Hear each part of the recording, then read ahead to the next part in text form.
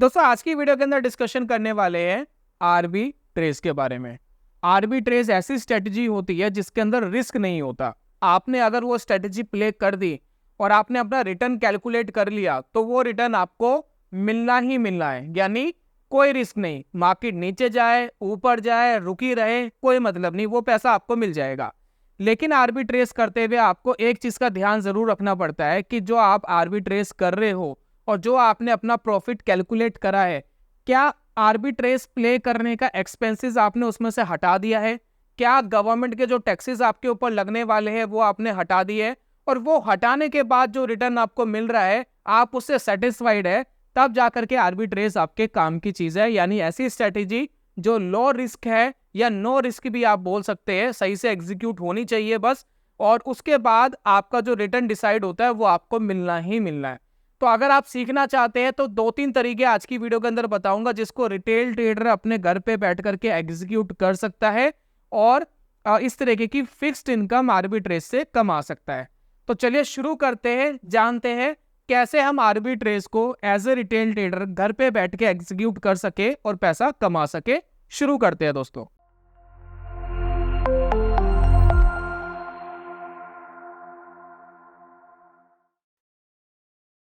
बहुत बहुत स्वागत है आप सभी का ट्रेडिंग चैनल के यूट्यूब चैनल में। मेरा नाम है अनमोल मित्तल। दोस्तों आर्बिट्रेज करने के बहुत सारे तरीके हैं, कई सारे तरीके से आप आर्बिट्रेज कर सकते हो। बेसिकली देखिए आर्बिट्रेज के अंदर क्या है, मैं 2-3 तरीके बताऊंगा। तो पहले एक तरीका देख लेते हैं। एक होता है, मान लेते हैं एक स्टॉक है, जैसे कि फॉर एग्जाम्पल HDFC मान लेते हैं, HDFC बैंक है। अब HDFC बैंक NSE के अंदर भी लिस्टेड है और BSE के अंदर भी लिस्टेड है। और जैसे कि हम SBI माने, SBI NSE में भी लिस्टेड है, BSE में लिस्टेड है। तो दो अलग अलग एक्सचेंज के अंदर अलग अलग ट्रेडर्स काम कर रहे हैं, कोई बाय कर रहा है, कोई सेल कर रहा है। तो कई बार क्या होता है, इन दोनों के बीच में एक डिफरेंसेस पैदा हो जाते हैं। तो जब ये डिफरेंसेस पैदा हो जाते हैं, उस डिफरेंसेस को लेने के लिए आर्बिट्रेज किया जा सकता है। तो ये है एक तरीका नंबर 1। अभी 2 तरीके और बताऊंगा, निफ्टी वाला भी तरीका बताऊंगा, स्टॉक वाला भी एक बढ़िया तरीका बताऊंगा जो फ्यूचर के साथ आप आर्बिट्रेज कर सकते हैं। तो यहां पर देखिए, सबसे पहले मैं लगा लेता हूं state bank of India, SBIN। तो ये देखिए SBIN हमने यहां लगा लिया, एक NSE में और एक हमने लगा लिया, ये देखिए नीचे आ रहा है BSE, एक हमने BSE में लगा लिया। तो इन दोनों के अंदर दोस्तों देखिए एक प्राइस का डिफरेंस आ रहा है। आप अगर डिफरेंस देख पा रहे, देखिए NSE वाला ये है, ठीक है, BSE वाला ये है। इन दोनों में प्राइस का क्या डिफरेंस आ रहा है? NSE के अंदर चल रहा है 820 रुपये 40 पैसे और इसके अंदर चल रहा है 819 रुपये 95 पैसे, यानी 819.95। ठीक है, तो इन दोनों के बीच में प्राइस का एक डिफरेंस है। कितना डिफरेंस है? 45.45 का, यानी 45 पैसे का एक इसके अंदर एक डिफरेंस आ रहा है। तो नॉर्मली होता क्या है, हम ट्रेडिंग से कैसे कमाते हैं? सस्ते में खरीदना और महंगे पे बेचना। यानी हम क्या कर सकते हैं, BSE में 18 रुपये 19 पैसे .95 का अगर हम SBI खरीद लेते हैं, SBI बाय कर लेते हैं, और NSE के अंदर अगर हम इसको बेच देते हैं तो हमें बीच के ये 45 पैसे मिल सकते हैं, क्योंकि एक ना एक दिन ये मर्ज हो जाएगा, लेवल में आ जाएंगे। और जिस दिन हमें प्रॉफिट आ रहा होगा, मतलब जब ये लेवल में होंगे जिस टाइम पर, उस दिन हम इनको बेच करके बाहर निकल जाएंगे। तो इस तरीके की अपॉर्चुनिटी हम मार्केट के अंदर ढूंढते रहते हैं। ये होता है दोस्तों आर्बिट्रेज करना। तो आर्बिट्रेज करने के तरीके बहुत सारे हैं, लेकिन ये थोड़ा सा कॉम्प्लिकेटेड तरीका है। कॉम्प्लिकेटेड इसलिए है क्योंकि इसके अंदर आपको कई मल्टीपल अकाउंट चाहिए होते हैं और बड़े प्लेयर इसको एग्जीक्यूट करते हैं और उनके पास कई बार एल्गोरिथम्स होते हैं। वो एल्गोरिथम्स फाइंड कर रहे होते हैं किस स्टॉक के अंदर परसेंटेज टर्म में सबसे ज्यादा आर्बिट्रेज का बेनिफिट आ रहा है। तो ये तो दोस्तों हमने बात करी सिर्फ इंडिया की। मार्केट में ऐसे बहुत सारे स्टॉक्स है जो अलग अलग कंट्री के एक्सचेंजेस में भी लिस्टेड है। आप उनके अंदर भी डिफरेंसेस ढूंढते हैं, प्राइस का डिफरेंसेस ढूंढते हैं, प्लस अलग अलग कंट्री के अंदर करेंसी का जो फ्लो होता है उसका भी एक मेन मुद्दा होता है, लेकिन वहां भी आर्बिट्रेज किया जाता है। आजकल क्रिप्टो के अंदर भी लोग आर्बिट्रेज करते हैं और अपॉर्चुनिटी ढूंढते हैं, क्योंकि अलग अलग एक्सचेंजेस में क्रिप्टोस के अलग अलग प्राइसेस या प्राइसेस के अंदर एक डिफरेंसेस चल रहे होते हैं। तो ये थोड़ा सा टिपिकल तरीका है स्टॉक्स के ऊपर करना। एक रिटेलर के लिए इतना ईजी नहीं है, क्योंकि इसके लिए अगर हम एल्गोरिथम वगैरह यूज करें तो वहां पर आपको बेटर रिजल्ट मिलेंगे, क्योंकि 45 पैसे कमाने के लिए जो बहुत ही छोटा सा एक डिफरेंस है, इसके अंदर स्टॉक को खरीदने का पैसा, स्टॉक को बेचने का पैसा, ये सारे जो चीजें हैं वो लगती है। तो यहाँ पर ये इश्यूज मार्केट के अंदर आते हैं। तो ये तो दोस्तों हमें पता लगा कि आर्बिट्रेज होता क्या है, कि एक डिफरेंसेस हम मार्केट में लेते हैं और उसके थ्रू मार्केट के अंदर हम प्ले करते हैं। लेकिन हम arbitrage cash market plus future market दोनों को कंबाइंड करके भी कर सकते हैं। अब जैसे कि देखिए मैं HDFC लगाता हूँ, यहाँ देखिए, तो मैं HDFC लगाता हूँ सबसे पहले दोनों उसमें। तो एक काम करते हैं, NSE BSE दोनों में लगाते हैं HDFC बैंक। तो ये हमने लगा लिया एक HDFC बैंक, और HDFC बैंक बाकी क्यों नहीं आ रहा, एक सेकेंड, मेरे ख्याल से ये NSE वाला आ गया, BSE में नहीं आ रहा, दोबारा लगाते HDFC बैंक। देखिए BSE वाला भी आ गया, ठीक है, दोनों आ गए। अब इसके अंदर देखिए कुछ डिफरेंसेस आ रहे हैं प्राइस के। जी हाँ, इसमें भी डिफरेंसेस है। ये देखिए ये 1681.15 पैसे का चल रहा है, ये 1681.85 पैसे का चल रहा है। तो 60 पैसे का इसके अंदर एक डिफरेंस आ रहा है। तो ये मैं आपको एक दूसरा तरीका बता रहा हूँ जिसके अंदर आर्बिट्रेज किया जा सकता है। तो सबसे पहले आपको क्या करना है, जब आप आर्बिट्रेज करने जाएंगे तो आर्बिट्रेज की कंडीशन ये है कि ये पैसा ज्यादा मांगती है, यानी आपके पास एक अच्छा फंड है तभी आप आर्बिट्रेज कर पाते हो, क्योंकि यहाँ हम आर्बिट्रेज करेंगे ऑप्शंस के थ्रू, ठीक है। तो यहाँ पर हम क्या करते हैं, मान लेते हैं कि एक लॉट का एग्जांपल लेते हैं। तो HDFC बैंक का जो लॉट साइज है वो है 550 क्वांटिटी का, यानी आपको अगर फ्यूचर्स और ऑप्शंस इसके लेने हैं तो लॉट के हिसाब से ट्रेड होते हैं।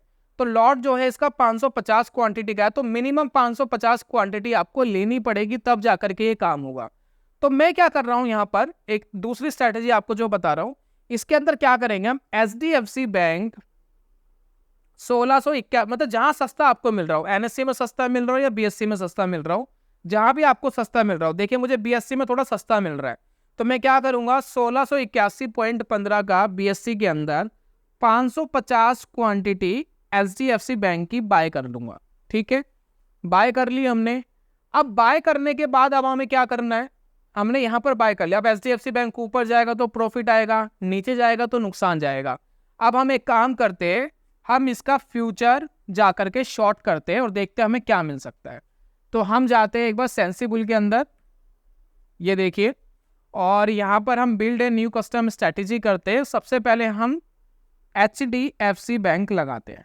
तो हमने लगाया HDFC बैंक, और यहाँ पर देखिए इसका फ्यूचर देखते हैं। यहाँ पर देखिए इसके 3 फ्यूचर्स चल रहे हैं, ठीक है। तो जो अभी 12 दिन बाद जो फ्यूचर कॉन्ट्रैक्ट खत्म होने वाला है उसका प्राइस देखिए कितना चल रहा है, 1691, और स्टॉक का प्राइस कितना चल रहा था, 1681। तो इसके अंदर 10 रुपए का एक डिफरेंस आ रहा है। तो ये डिफरेंस कमाने के लिए मैं फ्यूचर के साथ एक आर्बिट्रेज बना सकता हूं, कैश एंड फ्यूचर को कंबाइन करके, और मैं यहाँ पर क्या कर रहा हूं, इसको सेल करता हूं। अभी एक और तरीका आपको बताऊंगा, पहले ये वाला तरीका सुन लेना, समझ लेना, वीडियो एकदम बंद मत करना कि ये तो हो गया। अभी एक और तरीका बताऊंगा आपको जो कम पैसों के अंदर हो जाएगा, ज्यादा पैसे नहीं लगेंगे, इतना पैसा नहीं लगेगा। अब यहाँ पर देखिए मैंने यहाँ पर शॉर्ट कर दिया, ठीक है। अब जब मैं यहाँ पर शॉर्ट करता हूं तो होगा क्या, बीच में कितना डिफरेंस आ रहा था, 10 रुपीज का डिफरेंस आ रहा था। तो अगर यहाँ पर देखिए फ्यूचर के अंदर हमेशा एक इंटरेस्ट का प्रीमियम होता है, तो वो इंटरेस्ट का प्रीमियम आपको मिल जाता है।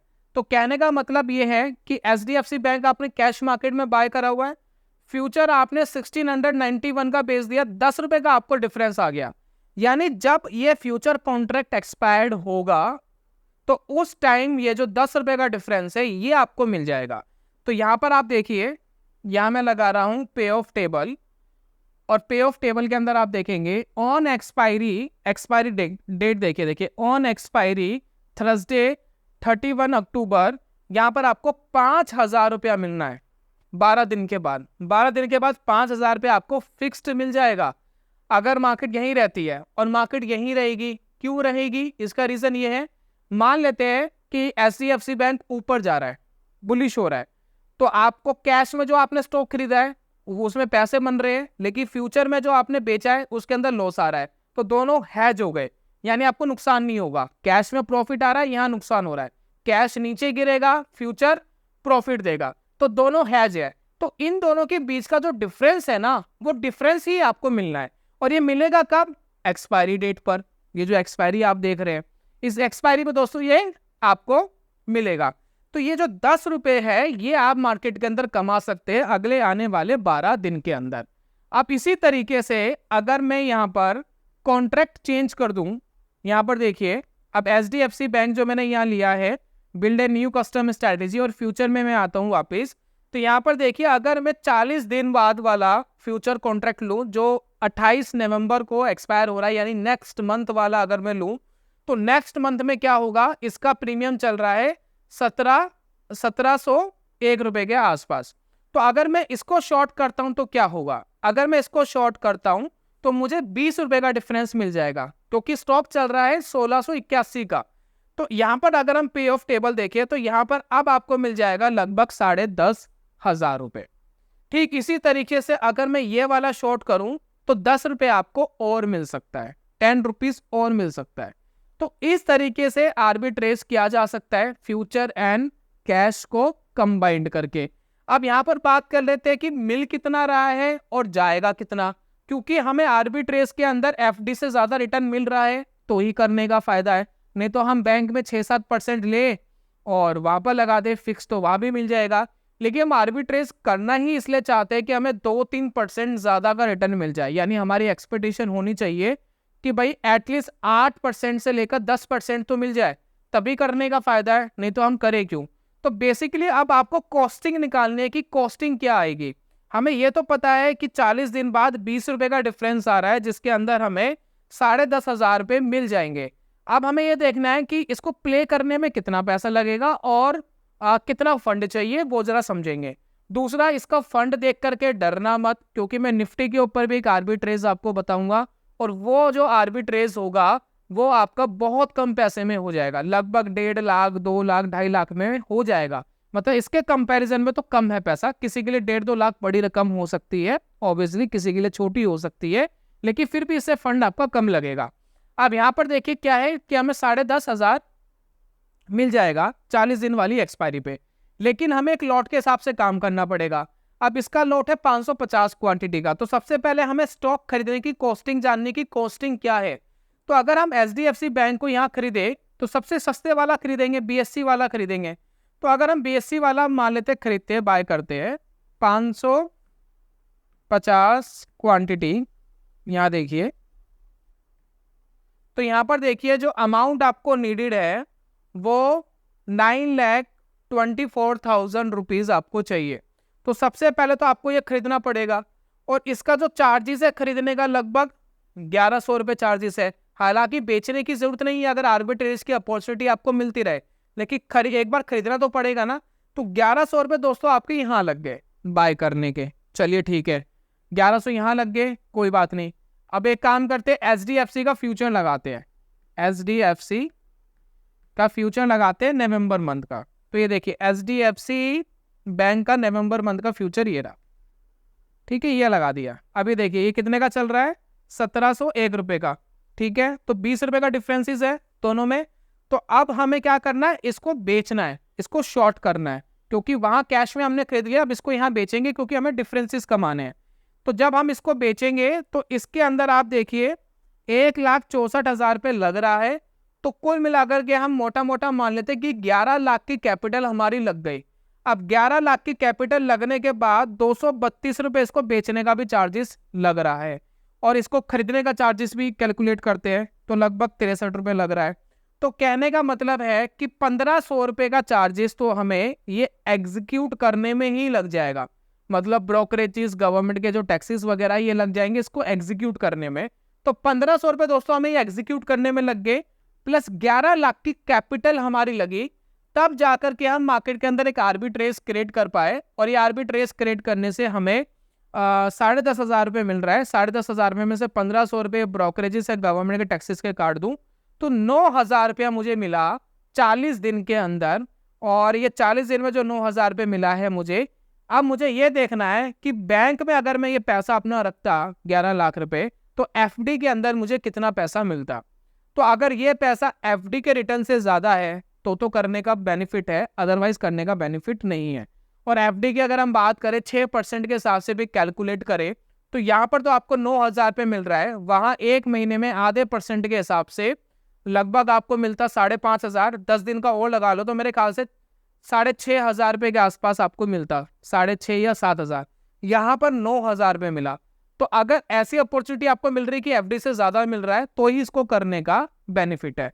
तो इस तरीके से हमने एचडीएफसी बैंक के अंदर एक आर्बिट्रेज क्रिएट कर दिया और सारे एक्सपेंसेस काट के हमें 9,000 रुपये मिल रहे हैं। लेकिन ये जो 9,000 रुपये हमने कमाए हैं, इसके अंदर भी गवर्नमेंट को हमें टैक्सेस देने पड़ते हैं जब हम आईटीआर फाइल करते हैं, और एफडी में भी देने पड़ते हैं। कोई अगर ये कहते हैं ना एफडी में नहीं देने पड़ते, कुछ एग्जाम्पशन जरूर है, लेकिन एफडी में भी देने पड़ते हैं। तो शुरुआत में ही अगर आप एफ&ओ से कमाओगे पैसा, मतलब एक प्रॉफिट में जाएगा एक लॉस में जाएगा, तो ये बिजनेस इनकम में गिना जाता है, और जो स्टॉक है वो आपके शॉर्ट टर्म कैपिटल गेन या लॉन्ग टर्म कैपिटल गेन में गिना जाता है। तो एक स्लैब तक तो आपको एग्जम्पशन होती है, उस स्लैब के बाद टैक्स लगता है। तो शुरुआत में नहीं लगेगा, लेकिन जब आप स्लैब से ऊपर जाओगे तब आपको लगना शुरू हो जाएगा। तो शुरुआत में तो टैक्स बच जाएगा, मतलब पूरे के पूरे 9,000 आपको मिल जाएंगे। स्लैब ऊपर जाएगा तब जा करके वो कटेंगे। तो आर्बिट्रेज समझ में आ गया। फ्यूचर के साथ आर्बिट्रेज किया जा सकता है। क्या हम बहुत सारी चीजों में आर्बिट्रेज कर सकते हैं? जी हाँ, डेफिनेटली कर सकते हैं, बहुत सारी चीजों में कर सकते हैं। जैसे कि क्या हम निफ्टी के अंदर कर सकते हैं? जी हाँ, बैंक निफ्टी में कर सकते हैं, हाँ जी। और बहुत सारे ऐसे स्टॉक्स है जो एफ&ओ के अंदर काम करते हैं, उनमें किया जा सकता है, डेफिनेटली उनमें भी किया जा सकता है। अब दोस्तों ये वाली जो स्ट्रैटेजी है प्रॉपरली निफ्टी के अंदर प्ले करनी है, और प्ले करके देखते हैं कि क्या इसके अंदर आउटपुट निकल सकता है, क्या आर्बिट्रेज हो सकता है। तो बढ़िया बता रहा हूं आपको स्ट्रैटेजी, मजा आएगा, ध्यान से देखना। अब देखिए हम क्या कर रहे हैं। सबसे पहले हम निफ्टी को सिलेक्ट कर रहे हैं। निफ्टी ही क्यों? रीजन के ये जानना चाहते हैं, निफ्टी ही क्यों? निफ्टी इसलिए क्योंकि निफ्टी के अंदर बहुत लॉन्ग डेटेड ऑप्शंस अवेलेबल होते हैं, यानी इस साल के एंड वाला ऑप्शन भी अवेलेबल है, और अगले साल 2025 दिसंबर वाला ऑप्शन भी अवेलेबल है। तो मैं बहुत सारे कॉम्बिनेशंस मिला करके आर्बिट्रेज की अपॉर्चुनिटी ढूंढ सकता हूं और बना सकता हूं। तो इसको जरा समझते हैं कैसे होगा ये काम। तो देखिए मैं यहाँ पर क्या कर रहा हूँ। सबसे पहले build a new custom strategy पर जाता हूँ, और सबसे पहले इस साल के एंड वाला कॉन्ट्रैक्ट में चूज करता हूँ। काफी लोग मुझे ये कहते हैं सर बेकार की बातें हैं, लिक्विडिटी इनमें होती नहीं है, प्ले करना मुश्किल होता है। आपकी बात ठीक है, लिक्विडिटी के इश्यूज होते हैं, लेकिन ऐसा नहीं है कि प्ले नहीं किया जा सकता। इस साल के एंड वाला जो पुट है, दिसंबर वाला पुट, ये पता है मैंने कब खरीदा था? 6 महीने पहले। तो लगभग जब ये साल शुरू हुआ था ना, उसके 2-3 महीने बाद ही मैंने पुट खरीद के रखा हुआ है। तो मैंने एक बार खरीद लिया, बात खत्म, मुझे बार बार एंट्री एग्जिट थोड़ी ना करनी है। देखिए लिक्विडिटी की उनको ज्यादा जरूरत होती है जिनको बहुत फ्रिक्वेंटली ट्रेड्स लेने हैं, मतलब बहुत इंट्राडे ट्रेड करना है 2 दिन 4 दिन में। तो उस टाइम ऑब्वियसली लिक्विडिटी का एक अपना महत्व है, और इम्पैक्ट कॉस्ट बढ़ जाती है जब हम लिक्विडिटी नहीं होती है। लेकिन ये जो आर्बिट्रेज वगैरह आप करते हैं ना, ये एक ही बार करके छोड़ना होता है, बस कॉन्ट्रैक्ट छोड़ दो, अपने आप एक्सरसाइज हो जाएगी, क्योंकि कैश सेटलमेंट होता है। तो इसमें कुछ करना थोड़ी ना, एक बार कर लिया, एग्जीक्यूट हो गया, प्रॉफिट डिसाइड हो गया, अब एक्सपायर्ड होने दो उसको, क्योंकि कैश सेटलमेंट है। तो कोई इशू भी नहीं कि आपको डिलीवरी देनी है, कुछ करना है। तो इंडेक्स के अंदर कैश सेटलमेंट होती है, तो उसका बेनिफिट भी आप उठा सकते हो। तो अब ये देखिए एक साल में 26 दिसंबर यानी 68 डेज के बाद एक कॉन्ट्रैक्ट हम लगाते हैं, ठीक है। ऑप्शन के थ्रू भी हम मार्केट के अंदर सिंथेटिक फ्यूचर बना सकते हैं। तो यहाँ पर देखिए हम एक काम करते हैं, फिलहाल मार्केट चल रहा है 24,800 850 के आसपास। तो हम एक सिंथेटिक फ्यूचर क्रिएट करते हैं। तो एक काम करते हैं, इस साल के एंड वाली मैंने एक्सपायरी चूज करी है। अब यहाँ पर देखिए 25,000 वाला एक काम करते हैं, कॉल को शॉर्ट करते हैं। तो जब हम कॉल को शॉर्ट करते हैं तो कुछ ऐसा ग्राफ आपको दिखाई देगा मार्केट में, ठीक है। और सेम स्ट्राइक की ही हम एक पुट बाय कर लेते हैं। तो यहाँ पर हमारा बनता है एक सिंथेटिक फ्यूचर, और ये शॉर्ट वाला फ्यूचर है। अगर इसी को मैं उल्टा कर दूं, यानी मैं कॉल को बाय कर लूं और पुट को शॉर्ट कर दूं, तो ये बुलिश वाला फ्यूचर बन जाएगा, यानी बाय फ्यूचर हो जाएगा। तो हमने क्या करा, एक साल के एंड वाला एक हमने क्रिएट कर लिया और इसके अंदर एक इंटरेस्ट का प्रीमियम आ रहा है। वो इंटरेस्ट का प्रीमियम यहाँ पर देखिए क्या आ रहा है, अगर मार्केट यहीं की यहीं एक्सपायर्ड हो जाती है तो आपको एक पैसा मिलेगा। देखिए मार्केट यहीं 24,850 पर यही फ्यूचर अगर एक्सपायर्ड हो रहा है तो यहाँ पर आपको लगभग 10,000 रुपये का प्रीमियम मिलना है, 10,000 रुपीज़ का प्रीमियम, है ना। फैंटेस्टिक चीज़ है। और कितना टाइम बचा है, 2.5 महीने बचे, 2.5 महीने भी नहीं पूरे बचे, 2 महीने 12 दिन बचे इस साल को खत्म होने में, है ना, 2024 को। तो उसमें आपको इतना बेनिफिट मिल सकता है। अब यहाँ पर दोस्तों हमें बात करनी है कि अब हमें बनाना है आर्बिट्रेज, है ना, जिसमें फिक्स्ड भाई हमारा हो। तो मैं कई बार क्या करता हूँ, मार्केट के अंदर जितना आप इन द मनी कॉन्ट्रैक्ट के अंदर जाते हैं, उस कॉन्ट्रैक्ट की एक खास बात क्या होती है कि उसके अंदर प्रीमियम्स लगभग ना के बराबर रह जाते हैं। तो मैं क्या कर रहा हूँ, यहाँ पर बहुत ही ज्यादा इन द मनी जा रहा हूँ। इसमें काफी लोग कहेंगे लिक्विडिटी नहीं होती, यस लिक्विडिटी नहीं होती, लेकिन कुछ एक सर्टेन स्ट्राइक प्राइस होती है जिसमें लिक्विडिटी मिल सकती है। तो जैसे कि मैं बात करूं, यहाँ पर 20,000 वाला एक कॉन्ट्रैक्ट है, इसमें थोड़ा सा आप देखें यहाँ पर OI आया हुआ है, ओपन इंटरेस्ट बना हुआ है, पुट साइड भी बना हुआ है, कॉल साइड भी बना हुआ है, तो दोनों साइड कुछ ओपन इंटरेस्ट क्रिएट है। तो यहाँ पर मैं क्या करता हूँ, 20,000 वाला राउंड फिगर वाला मैं एक निफ्टी बाय कर लेता हूँ जिसकी कीमत 5,150 है। चलिए अब यहाँ पर दोस्तों एक स्ट्रैटेजी बन गई है और इस स्ट्रैटेजी का आप प्रोबेबिलिटी ऑफ प्रॉफिट अगर आप देखेंगे तो वो आ रहा है 100%। साथ ही साथ अगर आप इसके अंदर मैक्स लॉस देखेंगे तो मैक्स लॉस आ रहा है 2,400 प्लस में, माइनस में नहीं आ रहा है, प्लस में आ रहा है। ये रेड जरूर है लेकिन प्लस में आ रहा है, और जिसमें परसेंटेज आप देखिए 1.8%। और इस स्ट्रेटेजी को एग्जीक्यूट करने में मार्जिन नीडेड है 1.35 लाख।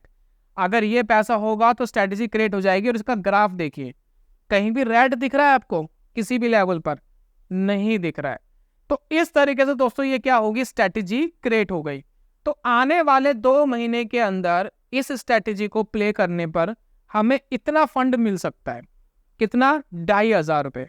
2,500 रुपये ये क्या है, फिक्स्ड है, फिक्स्ड है। ये मार्केट कहीं भी चली जाए, आप ये पे ऑफ चार्ट देखिए, कहीं भी आपको रेड जोन नहीं दिख रहा होगा, हर जगह आप देखेंगे प्रॉफिट ही दिख रहा है।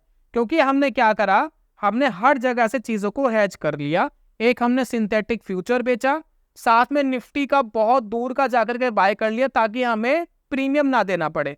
और इसका एक बनाने के लिए, मतलब इसका एक तरीका और भी है बनाने का, एक तरीका ये है कि आप मार्केट में इसके ETFs ले लो निफ्टी के लॉट साइज के बराबर। लेकिन जब हम लॉट साइज के बराबर के ETFs बाय करेंगे तो ऑब्वियसली हमारा फंड फिर ज्यादा हो जाएगा। तो मैंने आपको कहा था ना कि फंड रिक्वायरमेंट आपकी कम रखेंगे, तो फंड रिक्वायरमेंट यहाँ पर आपकी कम हो गई। अब इस स्ट्रेटेजी को अगर मैं प्ले करने जाऊं तो ऑब्वियसली इसके अंदर कुछ चार्जेस लगेंगे। मैं बाय कर रहा हूं, सेल कर रहा हूं, तो इनके कुछ चार्जेस भी हमें पे करने हैं, तो सारा पैसा हमें मिलेगा नहीं। तो एक बार हम लगाते हैं इसके अंदर सारे चार्जेस और देखते हैं कि कितना कितना पैसा हमें देना पड़ेगा। तो सबसे पहले 25,000 का कॉल पुट लगा लेते हैं, जिसके लिए हमने सिंथेटिक फ्यूचर हमने क्रिएट करा था। तो 25,000 वाला कॉल पुट, और ये हम लगाएंगे दिसंबर मंथ का। तो देखिए निफ्टी दिसंबर मंथ 25,000 का कॉल और 25,000 का पुट यहाँ पर दोनों आ रहे हैं। तो एक हमने ये लगाया और एक हम पुट लगा लेते हैं, ठीक है। साथ में दोस्तों हमने 20,000 वाली एक कॉल भी बाय करी है।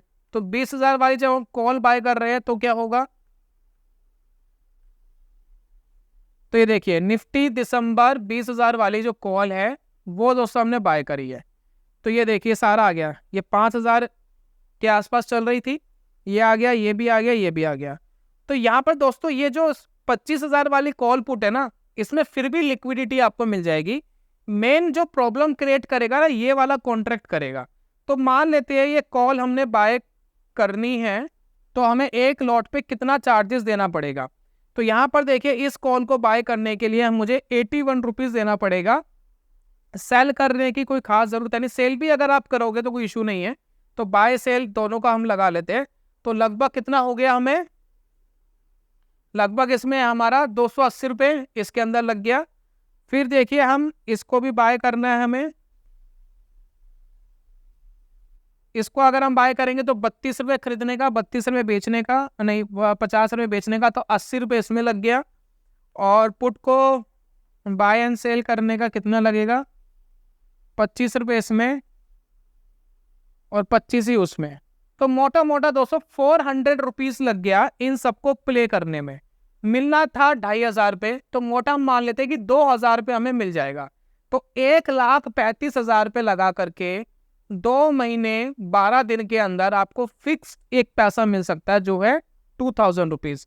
लेकिन इसके अंदर एक लूप क्या है, लूप ये देखिए लिक्विडिटी इश्यूज, थोड़े से लिक्विडिटी इश्यूज है इस वाले कॉन्ट्रैक्ट के अंदर। इसका मैं एक बार चार्ट लगा करके दिखाता हूँ, उसका चार्ट कैसा दिखता है। तो यहाँ पर दोस्तों देखिए कुछ यहाँ पर मार्केट के अंदर एकदम जो कैंडल्स है वो ऊपर जा रही है, नीचे जा रही है, तो इसमें थोड़ा लिक्विडिटी इश्यूज है। तो आपको इसके ऊपर लिमिट ऑर्डर के साथ ही काम करना पड़ेगा। जब आप स्ट्रेटजी एग्जीक्यूट करोगे तो इसमें लिक्विडिटी बहुत ज़्यादा नहीं है, इसी वजह से आपको मार्केट के अंदर ये इश्यूज हो सकते हैं। तो आपको इसको थोड़ा सा अच्छे से मेंटेन करना पड़ेगा। आप कहोगे जी थोड़ी सी पास वाली अगर हम बाय कर ले तो क्या होगा, तो ऑब्वियसली उसके अंदर फिर प्रीमियम आ जाएगा और आप वो अपॉर्चुनिटी नहीं ले पाओगे। दूसरा देखिए यहाँ पर क्या हो सकता है, अगर हम मंथली वाली क्रिएट करने की कोशिश करें तो मंथ वाइज अगर हम देखें तो उसमें कॉस्टिंग हमारी ज़्यादा आ जाती है। तो अगर आप ये दूर वाली बाय करते हो, प्रीमियम ला के बराबर हो जाते हैं, इनके अंदर कोई खास प्रीमियम होते नहीं है, तो उसका बेनिफिट आपको मिल सकता है। हालांकि बहुत सारे ब्रोकर हैं जो बहुत दूर की आपको अलाउड नहीं करेंगे बाय करना, तो वो भी दोस्तों आपको देखना पड़ेगा कि कौन सा ब्रोकर है जो दूर की आपको बाय करना अलाउड कर रहा है, जिसमें आप अपना एक आर्बिट्रेज क्रिएट कर सकते हैं। तो थोड़ा 20-25 पॉइंट का लिक्विडिटी इश्यूज इसके अंदर है, लेकिन बाय एंड सेलिंग इसके ऊपर हो रही है, वो कंसर्न नहीं है। थोड़ा अगर हम पास वाली अगर लेने की कोशिश करें तो क्या हो सकता है, तो एक काम करते हैं, थोड़ा पास वाली लेने की कोशिश करते हैं। मान लेते 23,000 वाली अगर मैं लूँ तो क्या होगा, तो 23,000 वाली अगर हम बाय करें तो यहाँ पर देखिए आपका जो फंड नीडेड है वो 64,000 ही रह गया है, लेकिन यहाँ पर आपको माइनस में चला गया है, जो लॉस है ना वो माइनस में चला गया है। तो यही इश्यू है कि थोड़ा सा दूर वाली हमें लेनी पड़ती है। तो यहाँ पर देखिए अगर मैं 21,000 वाली लूँ जिसमें OI थोड़ा सा ज़्यादा दिख रहा है, तो यहाँ पर आपको फिर भी पैसा बनने की प्रोबेबिलिटी देखिए, यहाँ पर 1100 रुपये बन सकता है। इसको मार्जिन नीडेड देखिए 1.12 लाख है, तो मार्जिन नीडेड ज़्यादा हो गया यहाँ पर, लेकिन यहाँ पर जो मैक्स प्रॉफिट है वो इतना कम है कि हमें कुछ मिलेगा ही नहीं। तो इसलिए हम थोड़ा सा दूर का कंसीडर करते हैं। तो इस स्ट्रैटेजी के अंदर सिर्फ यह है कि लिक्विडिटी का एक कंसर्न है, दैट्स वाई रीजन आपको थोड़ा बहुत ऊपर नीचे हो जाएगा। मान लेते हैं कि आपको 20 पॉइंट ज़्यादा मिला, तो 20 पॉइंट ज़्यादा मिलने का मतलब है कि जहां आपको 2,500 मिलने थे वो 2,500 की जगह 2,000 मिल पाएंगे, क्योंकि 20 पॉइंट इस लिक्विडिटी इश्यूज की वजह से लग गए। तो इसी वजह से जो आर्बिट्रेजर होते हैं वो मार्केट में एल्गोरिथम बनाते हैं। वो एल्गोरिथम इस तरीके से डिजाइन होता है कि आपको मार्केट के अंदर बेस्ट अपॉर्चुनिटी वो ला करके दे सके, और आपको चीजें करनी भी एक ही टाइम के ऊपर होती है ताकि बहुत ज्यादा ऊपर नीचे मार्केट ना हो जाए, राइट। तो इस तरीके से दोस्तों ये पूरी स्ट्रेटेजी वर्क करती है। अब इसके अंदर आपको बार बार बाय सेल नहीं करना है, एक बार स्ट्रेटेजी बन गई, आपका प्रॉफिट डिसाइड हो गया, देन उसके बाद एक्सपायरी वाले दिन अगर आप इसको एग्जिट करते हो, एक्सपायरी वाले दिन अगर एग्जिट होते हैं तो आपको वो सर्टेन अमाउंट जो आपको दिख रहा है वो मिल जाता है। मतलब आपको कुछ करना नहीं है, फिर बैठे रहना, सिर्फ आपको टाइम निकालना है। वो 2-2.5 महीने का जो टाइम है जबकि आपने एक्सपायरी ली है वो दोस्तों आपको निकालना होता है। तो यही था दोस्तों आज की वीडियो के अंदर। उम्मीद करता हूँ कि आर्बिट्रेज की जो आपने वेरियस स्ट्रैटेजीज देखी ये आपको समझ में आ गई होगी। फ्यूचर के थ्रू आर्बिट्रेज बनाना ईजी काम है, आसानी से क्रिएट किया जा सकता है, लेकिन आर्बिट्रेज जो हमने बताया लॉन्ग डेटेड ऑप्शन के थ्रू बनाना वो एक मुश्किल और टिपिकल काम है, क्योंकि लिक्विडिटी इश्यूज होते हैं। तो ये बहुत सारे बड़े ट्रेडर एल्गोरिथम के थ्रू ये काम करते हैं जिससे उनको बीच का जो मार्जिन है वो अच्छे से मिल जाए। लेकिन जब आप ये करने जाओगे लिक्विडिटी इश्यूज हो सकते हैं। तो मेरी आपसे सजेशन है कि बहुत सोच समझ के करना, और पहले तो ये पेपर ट्रेड वगैरह करके थोड़ा सा एक बार ट्राई कर लो कि कहाँ पर ये आ रहा है। थोड़ा सा ना मार्केट डेप्थ देख लेना जब आप ऑर्डर्स लगाने अगर जा रहे हो। पहली बात अपने फाइनेंशियल एडवाइजर की एडवाइस ले लो कुछ भी आप इस तरह का काम करने जा रहे हो, क्योंकि एज पर सेबी रूल आपको कोई भी एडवाइस में नहीं दे सकता। तो आपको अपने फाइनेंशियल एडवाइजर की, सेबी रजिस्टर्ड एडवाइजर की एडवाइस चाहिए। दूसरा, अगर आपने करने का मन बना लिया, आपने सारी चीजें देख ली है, सब कुछ समझ लिया है, तो आपको मार्केट डेप्थ देख लेना है एक बार कि मार्केट डेप्थ आ रही है नहीं आ रही, आसपास में कुछ कॉन्ट्रैक्ट्स मिल रहे हैं या नहीं मिल रहे।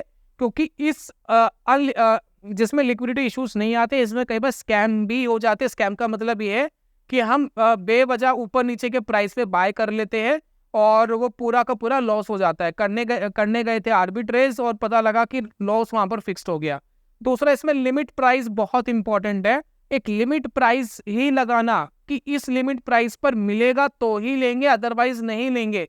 तो लिमिट प्राइस बहुत इंपॉर्टेंट है। मार्केट प्राइस पे बिल्कुल मत लेना जिसमें लिक्विडिटीज नहीं है, क्योंकि आर्बिट्रेज आपका पूरा खराब हो जाएगा और वो प्रॉफिट की जगह लॉस में चेंज हो जाएगा, क्योंकि अगर आपने अननेसेसरी प्राइस के ऊपर बाय कर लिया उसको। तो ये दोस्तों एक डिस्क्लेमर था जो मैंने आपको एंड में दिया है।